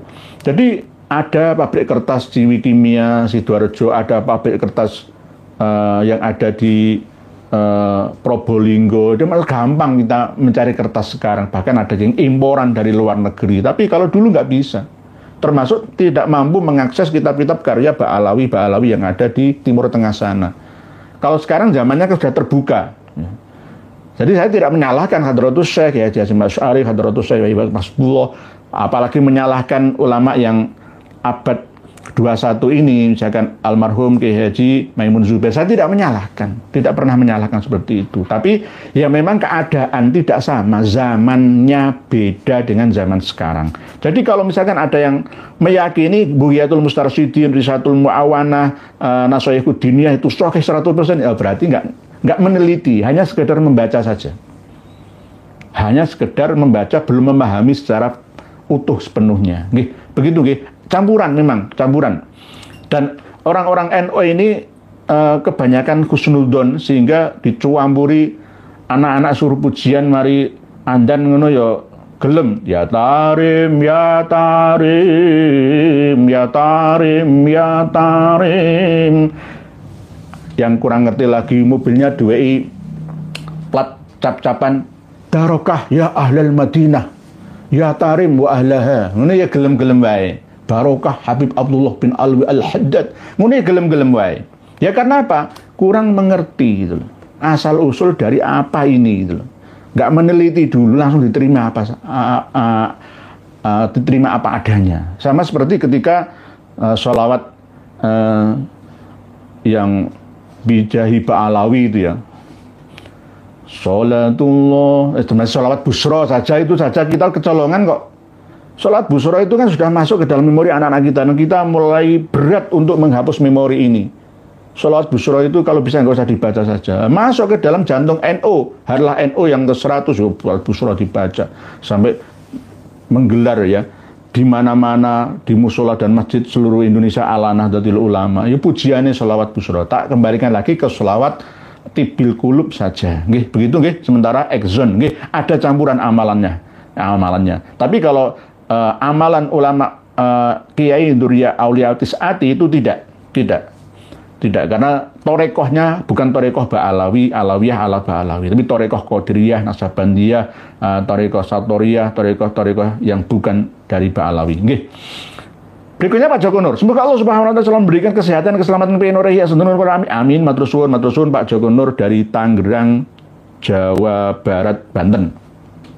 GG Rohman, menurut Pak Kiai, apa manfaat dan nasihat atau nasihat yang didapat oleh Raffi Ahmad dari Rizik Syihab tentang pembinaan kaum muda Islam? Semoga Pak Kiai dan juga kru selalu sehat, amin. Matur suwun. Dek Raffi Ahmad itu kurang rapi ya. Kurang rapi dalam menjalankan tugasnya sebagai pembawa penerima amanat rakyat. Salah bersilaturahmi. Seharusnya Dek Rapi ya, silaturahminya itu bukan ke Kang Mas Rizik Syihab. Kalau mau membina generasi muda yang perkasa di negeri ini. Negarawan itu cobalah ya. Cobalah. Jangan didahulukan hanya sekedar agamawan. Netralitaskan dulu ya misi dan visimu sebagai seorang negarawan, Dek Raffi. Dek Raffi ini kan termasuk manusia Indonesia yang manja ya, hidup mulia ya, harta hampir 1 triliunnya ya. Ini menurut saya kalau memang benar ya ada komunikasi dengan Pak Prabowo ya untuk mendekati Kang Mas Muhammad Rizik Syihab ya, merangkul semua ya nggak apa-apa. Tapi kalau deal-deal untuk membina generasi mudanya dibina Habib Rizik itu apa? Dipaksa untuk percaya Ba'alawi itu dari cucu Nabi kita. Akhirnya kan seperti itu. Gitu loh. Takbir, sallu ala Nabi. Nggak bisa maju. Rekrut semua profesor, doktor yang ada di perguruan tinggi, yang umum ataupun yang jalur agama, angkat ya pemuda-pemudi kita ini untuk membesarkan ya bangsa dan negara. Ilmu dikedepankan, teknologi dicanggihkan. Begitu loh mau mendekati aduh, salah objek itu Dek Raffi Ahmad. Jadi nggak pas lah. Ya aneh-aneh. Ya termasuk diantaranya ya menteri ya saya nggak mau itu. Misalkan Kang Bahlil Lahadalia misalkan. Ya memang sejak 2023 sudah menerapkan tentang pembatasan pemakaian LPG 3 kiloan itu. Beliau kan hanya sekedar meneruskan kebijakan lama. Kemungkinan seperti itulah. Inilah yang namanya negara itu harus kita perbaiki bersama. Tidak bisa diserahkan kepada Pak Prabowo saja. Tidak bisa. Hanya sebagai imamnya saja dalam bernegara. Selanjutnya, tokoh-tokoh masyarakat, tokoh-tokoh agama yang berwawasan luas, negarawan dan agamawan, libatkan semua. Libatkan semua. Bagaimana menghadapi keadaan anak-anak muda sekarang yang seneng tukaran, seneng geng-gengan, bawa celurit panjang-panjang itu loh, ya, pengangguran, tidak ada penghasilan. Itu yang harus dipikirkan di Raffi Ahmad.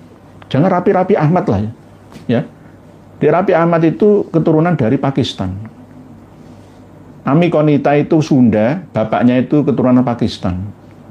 Dan mbahnya itu seorang mubalik dari ajaran Ahmadiyah, Qadian. Ahmadiyah dari India sana. Pecah menjadi Pakistan kan. Ada Qadian, ada Lahore ya, Lahore kan Pakistan. Lah itu datang ke Indonesia untuk berdakwah, bukan dakwah Islam, tapi dakwah Islam ala Ahmadiyah. Lah, apakah saya membenci Ahmadiyah? Ya, kita adakan diskusi. Ahmadiyah itu ada yang berlebihan, ada yang sedang-sedang saja dalam keyakinan. Berlebihannya adalah menganggap Mirza Ghulam Ahmad itu sebagai perwujudan daripada Nabi Isa, ya Imam Mahdi yang ada di tahun itu abad 19, 1800-an. Masehi. Berlebihannya di situ akhirnya menganggap sebagai seorang nabi, Nabi Mirza Ghulam Ahmad. Nah, inilah yang berlebihan. Sebenarnya Imam Mahdi itu tidak pernah mengaku dirinya sebagai Imam Mahdi. Karena ini kan gaib, tapi kiprahnya mampu membawa perubahan, update keilmuan, ya, mujaddid dalam hidup beragama dan bernegara di satu tempat, ya, sesuai dengan kemampuannya. Ya, bisa berbeda-beda. India ada mujaddid sendiri, Indonesia ada mujaddid sendiri, Malaysia ada mujaddid sendiri. Jadi begitu ya.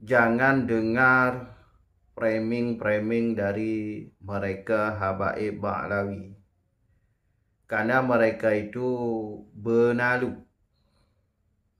Cuma hanya bisa ngomong doang atau framing doang. Tetapi bukti tidak ada. Hanya mendompleng nama-nama besar ulama.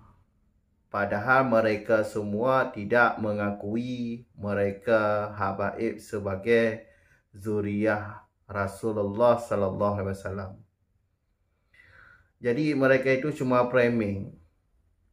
Bagi rakyat-rakyat Indonesia yang belum tahu siapa mereka, ya kemakan dengan omongan mereka. Apalagi muhibbin mereka itu.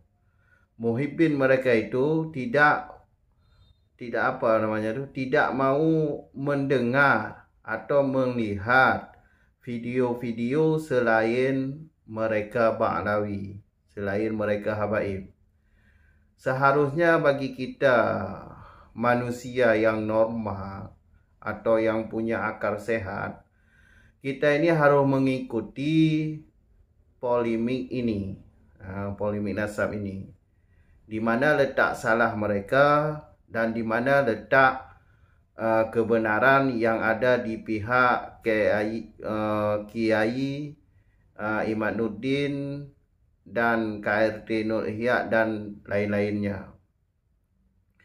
Jadi kita harus memantau atau melihat atau memikirkan, mengikuti dua pihak ini agar kita dapat melihat dengan benar siapa yang benar, siapa yang salah. Padahal ini polemik ini sudah lama, sudah 3 tahun lebih. Jadi kalau diikuti pasti ketahuan bahawa habaib ini penipu. Apalagi jejak-jejak digital mereka itu, jejak digital ceramah mereka itu masih ada di YouTube.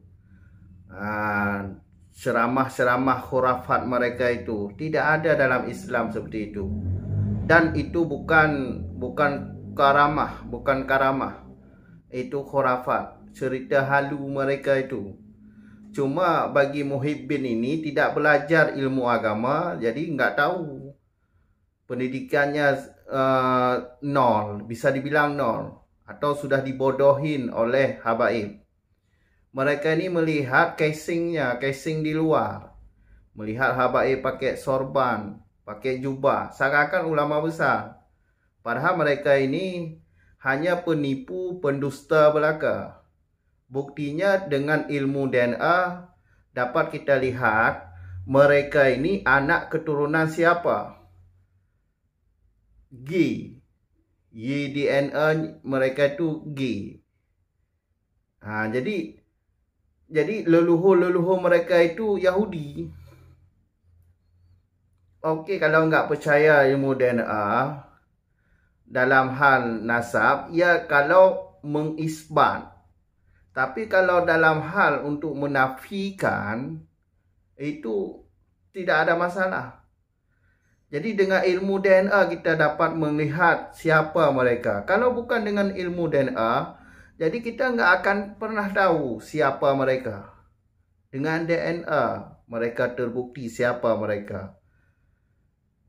Leluhur gen Yahudi itu menyusup, menyamar sebagai cucu Nabi untuk kedudukan atau untuk menjajah negara. Buktinya di Indonesia ini, sejarah dirubah. Makam-makam Wali Songo diba'lawikan. Indonesia milik Aulia Tarim. Itu semua dari mulut mereka itu. Pejuang-pejuang Nusantara itu diklaim sebagai Habib. Padahal mereka bukan Habib. Itu terbukti. Mereka itu ingin menjajah. Cuma muhibbin ini masih tolor. Tetap semangat terus. Sampai jumpa di video selanjutnya. Akhir kata, Assalamualaikum warahmatullahi wabarakatuh.